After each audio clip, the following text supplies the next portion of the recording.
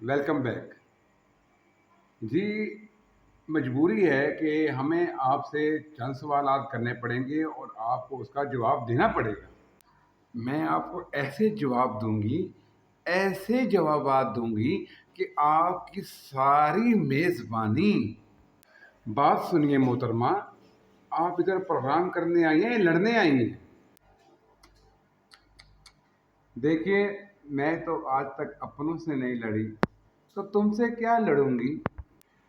بیگم صاحبہ، آرام سے سوچ سمجھ کے جواب دیں، کیونکہ آج آپ کا ڈے ہے۔ نہ کوئی ہمارا ڈے ہے، نہ کوئی ہماری نائٹ ہے، اور نہ ہی ہمارا کوئی آفٹر نون ہے، کچھ بھی نہیں ہے۔ اچھا یہ بتائیے پہلے کہ جب آپ کو انہوں نے طلاق دی تو انہوں نے آپ کو کیا دیا؟ ہاں، سب سے پہلے تو انہوں نے مجھے دھکا دیا اور پھر مجھے طلاق دی۔ آف کورس، میرا مطلب تھا پیسے وغیرہ دیے کچھ آپ کو؟ جی ہاں، 15,000 روپے تھا حق میں۔ اسی وقت انہوں نے مجھے 3 دفعہ طلاق دے کر اور میری ہتھیلی پہ 15,000 کا چیک رکھ دیا۔ وہ چیک باؤنس ہو گیا، آج تک کیش نہیں ہوا، میرے پاس پڑا ہے۔ کوئی مکان وغیرہ؟ جس مکان میں رہتی تھی وہی مکان انہوں نے مجھے دے دیا، کرائے کا تھا۔ 2 سال ہو گئے ہیں، کرایہ ابھی تک ادا نہیں کیا۔ کیسے انسان تھے وہ؟ بہت نفیس، ڈیسنٹ، شفیق، ملنساز۔ یہ میں نہیں کہہ رہی، یہ میرے گزشتہ شوہر کے والد صاحب کی کوئی دور کے جاننے والی آنٹی نے کہا تھا۔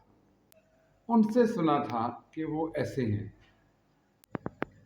مطلب آپ بتائیں اپنے دل سے کہ وہ کیسے تھے؟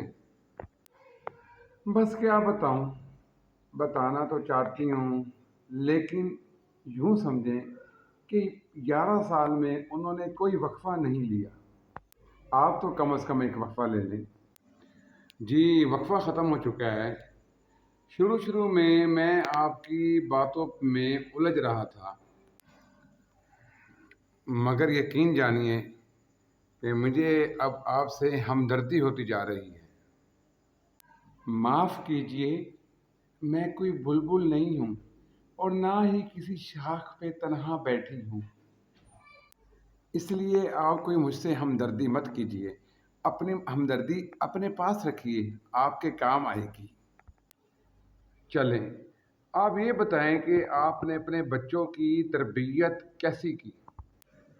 اصل میں مقصود انور صاحب پڑھی لکھی تھی، اس لیے زیادہ دقت نہیں ہوئی۔ امی کے گھر رہا کرتی تھی، پھر اس کے بعد بچوں کو پڑھانا شروع کر دیا۔ اور ابا، ان کا انتقال ہو چکا تھا۔ گھر میں اپنے بچوں کو پڑھاتی تھی اور اسکول میں دوسرے کے بچوں کو۔ بعد میں نے ٹیوشن بھی شروع کر دی تھی۔ انگریزی میں ایم اے کیا تھا اور اس کا فائدہ طلاق کے بعد بہت ہوا۔